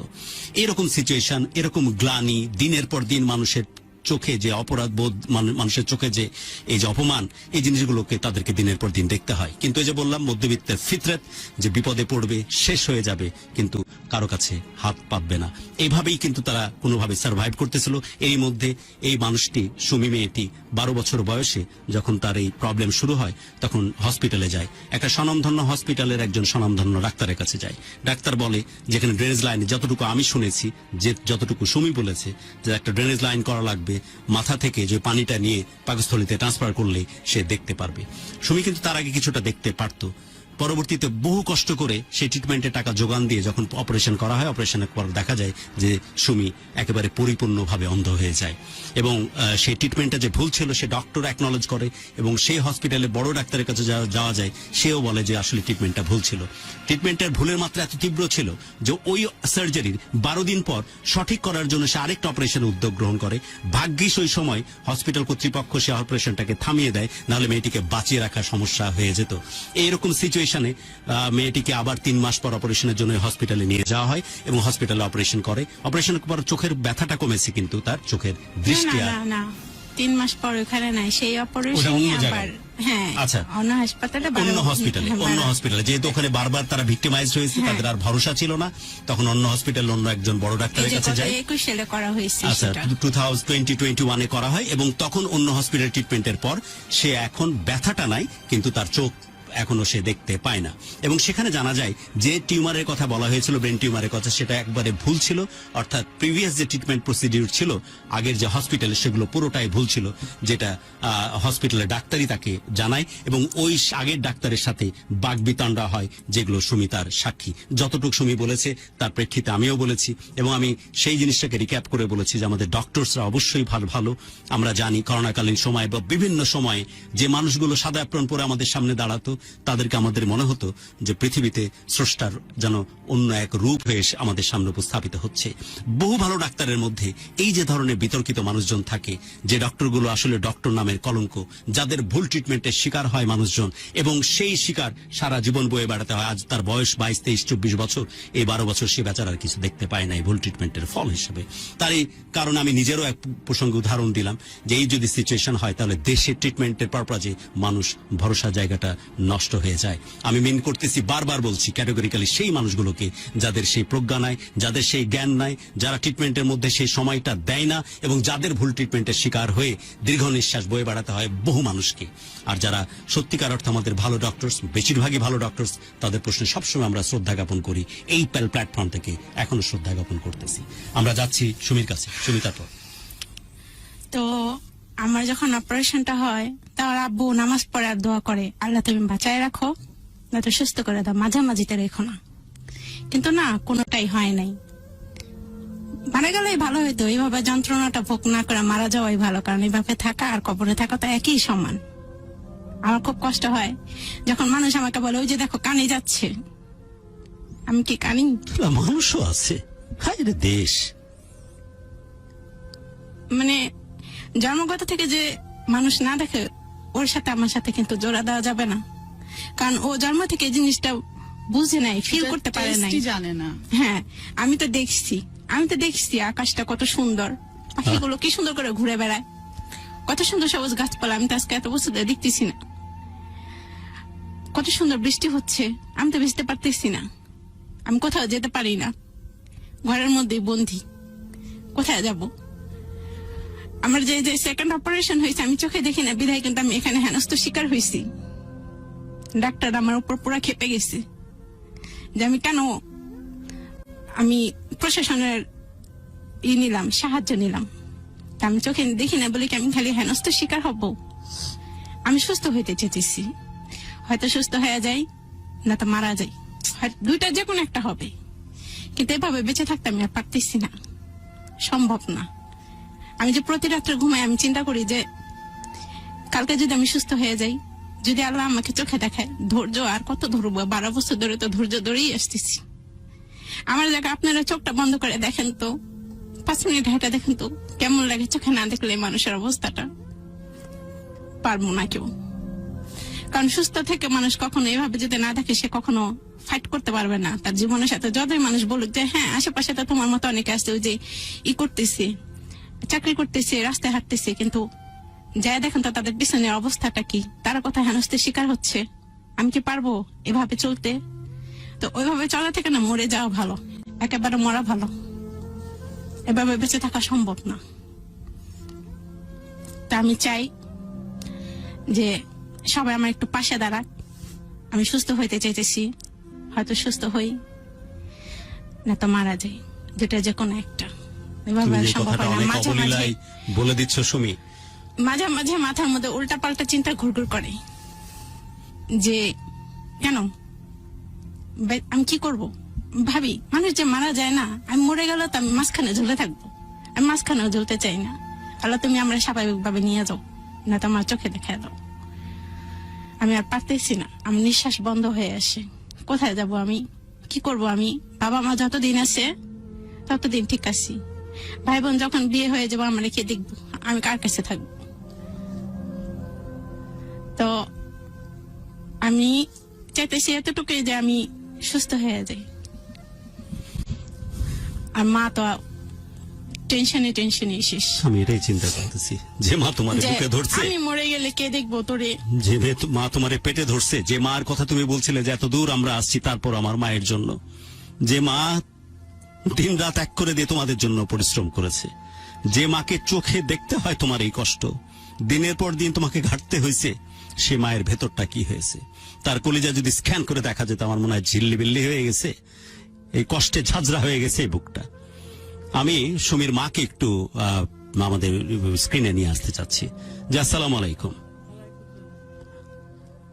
আপনাকে যে কি দেশ কথা বলে শুরু করবো আমি জানি না, বাট আমি আপনাকে অনুষ্ঠানের শুরুতেই বলছিলাম যে আপনি যেমন বসেছিলেন যে এরকমই আমার মা হয়তো একটু লম্বা হবে আপনার চাইতে, স্বাস্থ্যরাস্ত এরকমই, এমনই পর্দা করেন উনি, এরকমই দেখতে দেখায় আমার মাকে, খুব সাধারণ বেশভূষাতে জীবনে থাকেন উনি। কোচিন চিনি না।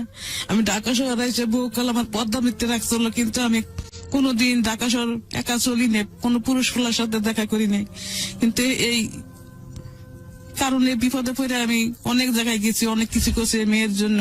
আজকে আমার মেয়ে যদি চোখে দেখতাম, আমি অনেক আশা করি আল্লাহর কাছে তো কই, কিন্তু আল্লাহ শোনে না। আল্লাহর উপরে দুই সময় রাগ হয়ে যায়, কেন আল্লাহ এত কিছু করে? আল্লাহ তো পারে না? অনেক কিছু করতে পারে, কিন্তু আল্লাহ কেন করে না? আমার মেয়েটা সুস্থ হতো, আমি একটু শান্তি পেতাম। আমি বুঝাইতে পারি না আমার ভিতরটাতে কিরকম লাগে, কারো কাছে বলতে পারি না, কিছু করতে পারি না যে আমার মায়ের কি এদিন কিভাবে যাইব। আমি যতদিন আছি এতদিন দেখবো, এরপরে কি অবস্থা হইব আমি চিন্তায়, মানে আমি আর কিছু বলতে পারবো না বাবা।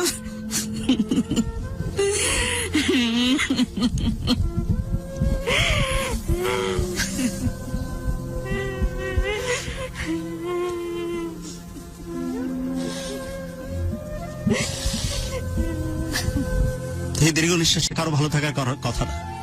যে মানুষগুলোর ভুলের প্রায়শ্চিত্ত দিতে হচ্ছে এই পরিবারকে, তাদেরও ভালো থাকার কথা না। আমি বারবার বলছিলাম যে কেউ অ্যাঞ্জেল না, যদি ভুল হয়েও থাকে উচিত ছিল সেটা প্রায়শ্চিত্ত করার। ওই কনসার্ন ডক্টর অ্যান্ড হসপিটাল তারা চাইলে এটার পেনাল্টি দিতে পারতো, নিজেদের উদ্যোগে এমন কিছু উদ্যোগ গ্রহণ করতে পারতো যেটার কারণে তারা অন্তত বুঝতে পারতো যে না, ভুল হতেই পারে। পরবর্তীতে তারা সবাই মিলে আমার পাশে দাঁড়িয়েছে। এই কষ্ট, এই দীর্ঘ নিঃশ্বাস নিয়ে ইহকাল এবং পরকালে কেউ সার্ভাইভ করতে পারে না। যে ভদ্রমহিলা কথা বলছিলেন, খুব দারুণ একটা সংসার ছিল একটা সময়, দারুণ সুখ স্বাচ্ছন্দ্য দেখেছেন কাছ থেকে। সেই মানুষটাকে অন্যের বাড়িতে গিয়ে কাজ করতে হয়েছে, সেই মানুষটাকে একটু খাবারের জন্য, তার পাঁচটা সন্তানের মুখে খাবার তুলে দেওয়ার জন্য হেন কোনো কাজ নাই যে করতে হয়। এবং 12 বছর বয়স থেকে হঠাৎ করে অন্ধ হয়ে যাওয়া যে মানুষটি, ভুল চিকিৎসার কারণে অন্ধ হয়ে যাওয়া, যতটুকু শুনলাম তাদের কাছে, তার জন্য যে পরিমাণ কষ্ট এই বাচ্চা মেয়েটির, সে কষ্ট সত্যি ধারণ করবার শক্তি আমাদের নাই। একটা মানুষ কোন পরিস্থিতিতে পড়লে আর কোন কষ্টের মধ্যে পড়লে এইভাবে চিন্তা করতে পারে যে আল্লাহ কেন আমাকে তুলে নেয় না? যেহেতু তারা ধর্মীয় আহকাম, আল্লাহ রাব্বুল আলামিনের প্রেসক্রিপশন অনুযায়ী চলতে পছন্দ করে, তাই তারা কোনোভাবেই ভাবে না যে জীবন শেষ করে দিব, আত্মহত্যা করব, শেষ করব, এভাবে ভাবে না। কারণ না জন্ম না মৃত্যু, মাঝখানে স্রষ্টা ওই যে একদম দ্বিধান্বিত একটা জায়গাতে রাখবেন, যেমনটা আমাদের ধর্মে এসেছে। সেজন্য আল্লাহ রাব্বুল আলামিনের ইনস্ট্রাকশনকে ভয় পায় দেখে সেটা চিন্তা করে না, কিন্তু সে প্রার্থনা করতেছে, আল্লাহ যে পথাই হোক তুমি আমাকে নিয়ে নাও তোমার মতো করে, যাতে করে আমাকে এই কষ্টের মধ্যে আর পড়তে না হয়। সুমি, যে চোখ দিয়ে গত 12 বছর বয়স পর্যন্ত তুমি কত সুন্দর করে পৃথিবীকে দেখেছো। তুমি বলছিলে যে এই পাখি বহুকাল বড় বছর দেখা হয় না, এই সবুজ প্রকৃতি বহুকাল দেখা হয় না, বৃষ্টি দেখা হয় না, আমার পছন্দের বৃষ্টি দেখা হয় না, কিন্তু সে বৃষ্টি তোমার চোখের মধ্যে এখন নামতেছে অবিরত ভাবে। আমার এখান থেকে বলার কিছু নাই, শুধু চাওয়ার আছে একটাই, যে আমি যতদূর শুনেছি তার এক মেয়ে অলরেডি গ্রাজুয়েশন কমপ্লিট করেছে, মাস্টার্সের জন্য ওয়েট করতেছে। যদি সম্ভব হয়, আমি বারংবার বলি যে সব মানুষগুলো মানুষের কাছে তো হাত পাততে জানে না, যদি একটা জবের ব্যবস্থা করে দেওয়া হয়, কেউ কোনোভাবে যদি একটা জবের ব্যবস্থা করে দেয়, এই পরিবারটা পাশে এসে দাঁড়ায় চিন্তা করে, তাহলে পরিবারটা হয়তো বেঁচে যায়। অথবা এই লক্ষ্মীমন্ত মেয়েটি, যে মেয়েটি গত 12 বছর ধরে হঠাৎ করে সুস্থ জ্ঞান হওয়ার পর থেকে 12 বছর সুন্দরভাবে পৃথিবীকে দেখেছে, যে কথাটা সে বলছিল যে যারা জন্মলগ্ন থেকে অন্ধ তারা অন্তত হয়তো মানিয়ে নেয় অন্ধকারের সাথে, কিন্তু যারা পৃথিবীকে দেখেছে, যারা প্রজাপতিকে উঠতে দেখেছে, যারা দারুণ সুন্দর এই পৃথিবীকে দারুণভাবে এক্সপ্লোর করেছে, যে প্রকৃতি দারুণভাবে তার সাথে মেখে মিশেছিল, সেই প্রকৃতি যখন মিস করে তখন কষ্টটার মাত্রা যে কত তীব্র হয়, যে এই পরিস্থিতির ভেতর দিয়ে যায় সেই বুঝতে পারে। তা আমার কাছে অনুরোধ, আপনারা যারা এখন আমাদের সাথে আছেন, ঢাকা FM 90.4 আমাদের ফেসবুক স্ট্রিমিং এর লাইভে আছেন, প্লিজ আপনারা যদি কোনোভাবে এদের পাশে এসে দাঁড়াতে পারেন, কোনো না কোনো সাপোর্ট সিস্টেম নিয়ে পাশে এসে দাঁড়াতে পারেন, খুব ভালো হয়। আমি চেয়ে নিচ্ছি আপনাদের কাছে। আর আমি বলতেছিলাম যে ঈদ পরবর্তী সময়ে আমরা হয়তো একটা মাস্তি টাইপের প্রোগ্রাম আনতে পারতাম। আমরা উল্টো চিন্তা করেছি, আমরা সবসময় তো উল্টো পথে হাঁটালো। সবাই যখন ধান্দাবাজির কথা বলছে, সবাই যখন মাস্তির কথা বলে, তখন আমরা শুধুই ভালোবাসার কথা বলি। তো উল্টো পথের এই পথিকরা আমরা এটা চিন্তা করেছি, অনেকেই তো ভালো আছে, রাদার এই ভালো থাকাটা আরো স্ট্যাবলিশড হবে যদি কোনো কষ্টে থাকে এবং পরিবারের আমরা পাশে এসে দাঁড়াতে পারি। সো এটা এই ম্যাজিকটা ক্রিয়েট করতে পারেন শুধুই আপনারা। কিভাবে সেটা তো বললামই, যে ওর এক বোন অলরেডি গ্রাজুয়েশন কমপ্লিট করেছে, মাস্টার্সের জন্য ওয়েট করতেছে। যদি কোনো না কোনো ভাবে তার চাকরির ব্যবস্থা হয়, আরেকটা ম্যাজিক হতে পারে, সেটা অনেক বড় ম্যাজিক, এখনো পসিবিলিটি আছে। যতটুকু তার সাথে অফিয়ারে কথা বলে জেনেছি, ট্রিটমেন্ট যদি সত্যিকার ভাবে করা যায়, কিছু খরচ প্রপারলি করা যায়, তাহলে এখনো পসিবিলিটি আছে তার হারিয়ে যাওয়া চোখের ওই জ্যোতি আবার ফিরে আসা। সেজন্য অবশ্যই প্রয়োজন ইকোনমিক্স কন্ট্রিবিউশনের। যদি আপনারা সেই সাপোর্ট সিস্টেম হয়ে তাদের পাশে দাঁড়াতে চান, আমাদের কমেন্ট সেকশনে জানান দিন। আমাদের কমেন্ট সেকশনে জানান দিলে তারা তাদের মতো করে কমিউনিকেট করে আপনাদের কাছ থেকে সে সমাধান পাওয়ার চেষ্টা করবে। তোমার যে নাম্বার, স্পেশালি তোমরা কোন মোবাইল ব্যবহার করো তুমি বা তোমার আম্মু, সেই মোবাইলে 4টা ডিজিট লাস্টের বলতে পারবে? 4টা ডিজিট হচ্ছে লাস্টের 4টা সংখ্যা 93977 93977 এই 5টা সংখ্যা আমি জানালাম। এই নাম্বার থেকে হয়তো তারা কমিউনিকেট করার চেষ্টা করবে। যদি কেউ কোনোভাবে এই সুমি এবং তার পরিবারের পাশে এসে দাঁড়াতে চায়, স্পেশালি তার ট্রিটমেন্টের জন্য, এই মেয়েটির হারিয়ে যাওয়া চোখের জ্যোতি যদি ফিরে পায়, এর চাইতে ভালো কিছু হতে পারে না, এর চাইতে ইদি হতে পারে না, এর চাইতে সাপোর্ট সিস্টেম হতে পারে না।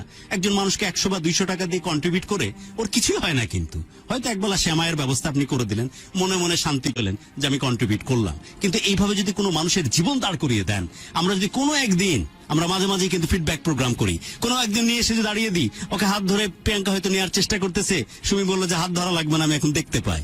কিভাবে দেখতে পাচ্ছ? এই আপনাদের প্রোগ্রামে আসছিলাম, প্রোগ্রামে এসে অমুক ব্যক্তি দেশ থেকে বা বিদেশ থেকে আমাকে উদ্যোগ গ্রহণ করে অমুক জায়গায় ট্রিটমেন্ট করে আমাকে ভালো করে দিয়েছে। হে জাদু আপনারা চাইলেই ক্রিয়েট করতে পারেন। নতুন করে চোখে দেখা, নতুন করে পৃথিবীতে আসে এক সময়, ওটার খুশিটা না, যে চোখে না দেখা আবার দেখছে, তার থেকে কন্ট্রিবিউশন শুরু হোক, কন্ট্রিবিউশন শুরু হোক। আমি লাস্ট কতদিন ঈদের সময় নতুন কাপড় পরা হয় না, কখনোই না। আমি না, আমার আপুরা না, কেউ না। আমার মার এত বছর সংসার, আমরা কেউ ঈদের কাপড় পরতে পারিনি। এখন আর ঈদ বলতে কিছু নাই, প্রতিদিন যেমন যায় ঈদের দিন ঠিক ওরকমই যায়। কন্ট্রিবিউশন আপনাদের কাছে এক্সপেক্ট করতেছি, সবার কাছ থেকে চেয়ে নিচ্ছি। এবং এটা আসলে এটা একটা দ্বিধান্বিত ব্যাপার, যে আমি চাচ্ছি বাট নিজে কন্ট্রিবিউট করতেছি না, সেটা কোনোভাবেই জায়েজ হয় না। তাই আমি ছোট্ট একটা কন্ট্রিবিউশন আমার পক্ষ থেকে আমার বোনের জন্য দিচ্ছি। এই প্রথম, আমি জানি না যে তারা এটা দিয়ে তাদের জন্য ঈদের জামা জরুরি নাকি একবেলা খাবার জরুরি, সেটা যেটাই ঠিক করা সেটা তারা করুক, বাট আমি চিন্তা করতেছি আমি ঈদি গিফট হিসাবে আমার বোনের কাছে এই কন্ট্রিবিউশনটা পাঠালাম। এটা না, এটা তোমার জন্য, তোমার বড় ভাই হিসাবে আমার পক্ষ থেকে ছোট্ট ঈদের গিফট। এবং সেই সাথে আমি কন্ট্রিবিউট করে শুরু করলাম এই কারণে, প্লিজ আপনারাও আসুন, প্লিজ আসুন। এই যে ভিউয়ারশিপ, এই যে লাইভে অনেকে আছেন, কন্ট্রিবিউট করুন যতটুকু পারেন, যা পারেন, শুধু জানান দেন যে আমরা কন্ট্রিবিউট করতে চাই। ওরা শিক্ষিত পরিবার, ওরা ওদের মতো করে ফেসবুকে লাইভ স্ট্রিমিং থেকে কমেন্ট সেকশনে গিয়ে আপনাদের সাথে যোগাযোগ করে নিবে। আর অলরেডি 5টা সংখ্যা তো বললাম, সেই নাম্বার থেকে ফোন তারা করবে। আরেকবার 5টা ডিজিট যদি বলো, শেষের 5টা ডিজিট 93977 93977 93977 93977 93977 এই নাম্বার থেকেই কলটা যাবে। এটা হচ্ছে শেষের 5টা সংখ্যা আমি বললাম। আর যেহেতু শুধু চাইলে হয় না, নিজে থেকে সে তাগিদ থাকতে হয়, তাই আমি এতেশাম হোস্ট হিসেবে, আমার ক্ষমতা তার অত বেশি না, আমার পক্ষ থেকে আমার বোনের জন্য ঈদের গিফট হিসেবে এটা আমি দিলাম। আর আপনাদের পক্ষ থেকে প্রচুর কন্ট্রিবিউশন আসবে। প্রচুর বলতে আমি প্রচুর পরিমাণের কথা বলিনি, সেটা 5 টাকা হতে পারে, 10 টাকা হতে পারে, 5000 হতে পারে, 10,000 হতে পারে, অথবা পুরো ট্রিটমেন্টের দায়িত্ব হতে পারে। মেয়ে ঠায়রা গরিব দুর্বল আদমি, কিন্তু এরকম বহু শক্তি সামর্থ্য সম্পন্ন মানুষ আমার সাথে লাইভে থাকে, দেশ এবং দেশের বাইরে থেকে। হোক একটা ম্যাজিক, এর চাইতে বড় ঈদের গিফট আর হতে পারে না, এর চাইতে ঈদের চমৎকার ডেমনস্ট্রেশন আর হতে পারে না। হয়ে যাক একটা কিছু, হয়ে যাক একটা ক্যারিজমা। আর যারা যারা হেল্প করতে চান তারা নিজেদের নাম্বারগুলো যদি আমাদের কমেন্ট সেকশনে দিয়ে দেন, তাহলে আমাদের আজকের যিনি অতিথি আছেন কাজটা সহজ হয়ে যায়। হ্যাঁ, তাদের জন্য কাজটা সহজ হয়ে যায়। যারা আপনারা রিয়েলি কন্ট্রিবিউট করতে চান, তাদেরকে খুঁজে পাওয়াটা, তাদের সাথে যোগাযোগ করাটা আজকে সুমির জন্য সহজ হয়ে যায়। তো যারা যারা হেল্প করতে চান তারা নিজেদের নাম্বারগুলো আমাদের কমেন্ট সেকশনে দিয়ে দিতে পারেন। ওকে, শেষ মুহূর্তে ঈদের একদম আরেক দফা ঈদ মোবারক। ফুল ফুটুক আর না ফুটুক, যেমন বসন্তকালকে আমরা সমাদরের সাথে সাগ্রহে গ্রহণ করি, ঠিক কষ্ট যাই থাকুক, তারপর ঈদ তো ঈদই। ঈদের এই প্রেক্ষিত আমি চাই না যে কারো জন্য কষ্টের কারণ হোক। আমরা উল্টো পথে হাঁটা মানুষ, তাই একটা পরিবারের জন্য ম্যাজিক ক্রিয়েট করতে আসছি। একটা বাচ্চা মেয়ের এই অন্ধকার জীবনে আলো ফুটাতে আসছি। যদি আলো ফুটে যায়, তাহলে এর চাইতে ঈদের দারুণ খুশি আর কিছু হতে পারে না। হু নোজ, যে কথাটা বলছিলাম যে প্রিয়াঙ্কাকে বলছে যে প্রিয়াঙ্কা হাত ধুয়ে বসানোর চেষ্টা করতেছে, ও তো দেখতে পায় না চোখে। ও হয়তো প্রিয়াঙ্কাকে বলবে যে না, ম্যাজিক তৈরি হয়ে গেছে, যেমনটা গুরু বলছিল, আমাকে আর হাত ধরে বসানোর দরকার নাই, আমি দেখতে পাই এখন। আর এটা ঘটেছে অমুক ব্যক্তির জন্য যে আমার ট্রিটমেন্টের পুরো দায়িত্ব গ্রহণ করে নিয়েছে। তো অনুষ্ঠান শেষ করছি। আরেক দফায় কৃতজ্ঞতা জানাচ্ছি সুমির মাকে। তিনি যেভাবে গোটা পরিবারটাকে সামাল দিয়েছিলেন, যেভাবে পরিশ্রম করে এখনো পরিবারটাকে বেঁধে রেখেছেন, আমি ক্ষমা চেয়ে নিচ্ছি আমার বোনটার কাছে, যার এই দেশেরই কিছু ভুল প্রসিজারের কারণে, ভুল ট্রিটমেন্টের জন্য সমস্ত কাগজপত্র তাদের কিন্তু আমার সাথে আছে, যেগুলো আর আমি মিডিয়াতে ডিসক্লোজ করতেছি না। সমস্ত পেপারস আমি অ্যাটলিস্ট আপনাদেরকে দেখাই, যে সমস্ত কিছু আমি ভিতরের কাগজ নিয়ে আসছি না, এই যে সমস্ত ফাইল এখানে আছে। আমরা চাইলেই প্রমাণগুলো দিতে পারতাম। বেঁচে গেলেন, আজও বেঁচে গেলেন, যে ভুল করেছেন বেঁচে গেলেন। এই যে সব আছে, দিইনি, বাট জানাচ্ছি দিয়ে দেব। এর জন্য সাবধান হয়ে যাওয়া উচিত। ভুল যদি হয়, সেই ভুলের প্রায়শ্চিত্ত করা উচিত এইভাবে যে আর কিভাবে ভালো ট্রিটমেন্ট দিয়ে তাকে রিকভার করা যায়, সেই দায়িত্বটা তাদের গ্রহণ করা উচিত। So this are the thing. অনুষ্ঠানে একদম শেষ মুহূর্তে এখনো বলছি, যেহেতু এই পরিবারের একটা মেয়ে অলরেডি গ্রাজুয়েশন কমপ্লিট করেছে, সে সুস্থ, চোখে দেখে, সবকিছু ঠিক আছে, আপনি চাইলে তাকে একটা জবের ব্যবস্থা করতে পারেন। আর এই মেয়েটির হারিয়ে যাওয়া এই সূর্য আবার ফিরিয়ে দেওয়ার জন্য আপনার ট্রিটমেন্টের পার্ট হিসেবে আপনারা কন্ট্রিবিউট করেন। যেমনটা প্রিয়াঙ্কা বলছিল, নাম্বার পাঠালে ফোন করে তারা কমিউনিকেট করবে। আর যদি আপনারা হেল্প করতে চান, তাও জানান দেন, তারা যোগাযোগ করে নেবে ফোন করে। এই হচ্ছে আজকের আয়োজন। অনুষ্ঠান একদম শেষ মুহূর্তে আরেক দফায় সবাইকে ঈদ মোবারক। শেষ মুহূর্তে সময় কিছু বলার আছে? সবাই ভালো থাকবেন, সুস্থ থাকবেন। আল্লাহ কখন কার বিপদ দেয় সেটা বলা যায় না, কিন্তু তোমাকে বিপদগ্রস্ত মানুষের পাশে দাঁড়ান। কথা দিয়ে যেতে হবে যে তুমি এই আশা ছাড়বে না, তুমি হতাশ হবে না। আর যে কষ্টের কথাগুলো বলছিলে তুমি বলবে না, সেগুলো শক্তিতে পরিণত করে সামনের দিকে এগিয়ে যাও। আমার বিশ্বাস পুরো বাংলাদেশ তোমার সাথে আছে। হতাশ তো হতে চাই না, কিন্তু ধরতে পারতেছি না। ধৈর্যটাই তুমি ধরো। এই সবুরটা তোমার কাছ থেকে আমরা চেয়ে নিলাম, যদিও খুব টাফ, তারপরেও চেয়ে নিলাম, কারণ আমার বিশ্বাস হয়তো এই প্রোগ্রামের পর থেকে একটা চেঞ্জ হয়তো তোমার জীবনে আসলেও আসতে পারে। এমনটা আমি বিশ্বাস করতে পছন্দ করি, কারণ এতকাল আমি কখনোই রিফিউজ হইনি আমার ভিউয়ার্সদের কাছ থেকে। সবার জন্য অনেক দোয়া, সবাই অনেক ভালো থাকুন, আর প্রত্যেকটি প্রাণ ভরে উঠুক ভালো লাগা নিয়ে, আর প্রত্যেকটি হৃদয় শাসিত হোক শুধুই ভালোবাসা দিয়ে। ঈদ মোবারক। আরেক দফায় আমি যে পাঠে অলরেডি মাইক্রোফোন হ্যান্ড ওভার করতেছি প্রিয়াঙ্কা। ধন্যবাদ গুরু। আপনারা শুনছেন ঢাকা FM 90.4 এবং আমাদের সাথে আছেন আমাদের আজকের অতিথি সুমি। আমরা সুমির জীবনের গল্প শুনলাম এবং আজকের ভালোবাসার বাংলাদেশের এই স্টুডিওটা অনেক বাতাস অনেক ভারী হয়ে গেছে। আমরা যেই ঘটনাটা শুনলাম, যেই ঘটনাটা আজকে আমরা আপনারা সবাই দর্শক হলেন, জানলেন, আমরা চাই যে এই ধরনের ঘটনাগুলো আমাদের সমাজে আর না ঘটুক, আমাদের সমাজটা একটা সুন্দর সমাজ হয়ে উঠুক। আর এই ঈদের যেই এখন একটা পরিবেশ, এই ঈদের আনন্দে এটার চেয়ে আর ভালো কিছু চাওয়া বা বলার তো আর কিছু থাকে না। তো একদম শেষ সময় আমি বলতে চাই, আপনারা আমাদের আজকের অতিথি সুমির পাশে এসে দাঁড়ান এবং ঈদটাকে তাদের জন্য, আপনাদের ঈদের খুশিটা যেরকম আপনাদের জীবনে ঈদটা যেরকম হয়ে এসেছে, তাদের জীবনেও ঈদটা এভাবেই আসুক।